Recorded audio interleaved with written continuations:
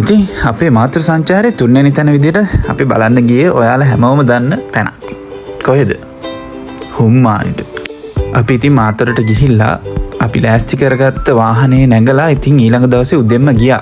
එතනට ගියාම ඇත්තටම එතන බස් දෙකක් වගේ නවත්තන්න තරම් ඉඩක් තියෙනවා. ඒ වගේ අවශ්‍ය හැම පහසුකමක්ම වගේ එතන හදලා තියෙන්නේ. මං හිතන්නේ අවට කට්ටිය තමයි. අපි ඉතින් අපි ගියපු බස් එක එතන නවත්තලා ඉතුරුට ගියේ නම් ඉතින් පයින් තමයි. කලින් දවසේ පොඩ්ඩක් වැහැලා තිබ්බ නිසා පොඩ්ඩක් ඉතින් පාර දෙපැත්තේ වතුරත් පිරලා තිබ්බා. අපි ඉතින් මේ වගේ චුට්ටක් අයින දිගේ බොහොම අමාරුවෙන් තමයි තැනට ගියේ. එහෙම මේ පාරේ ඇවිදන් යනකොට දෙපැත්තේ රසවත් විදියට බැදපු විවිධ වර්ගයේ මාළු තියෙනවා. ඒව රස විඳින්නත් ඉතින් අපි අමතක කරේ නැහැ. ඊට පස්සේ අපි කෙලින්ම ගියේ ටිකට් කවුන්ටරේට. එතනින් ටිකට් අරන් අපි ගියා කෙලින්ම හොම්මානේ බලන්න.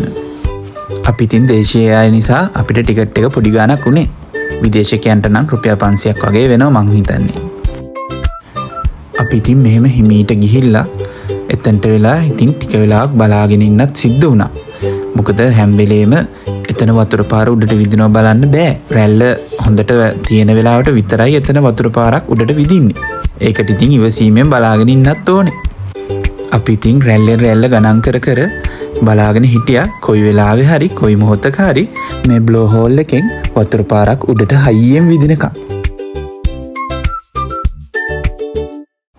ඉරත් මුදුන් වෙලා තිබ්බ නිසා තරමක් රස්නේ වුණාට අපි ඉතින් ඒ ලස්සන දර්ශනය බලන්න ඉතාම ඉවසීමෙන් ගොඩක් වෙලා බලාගෙන හිටියා.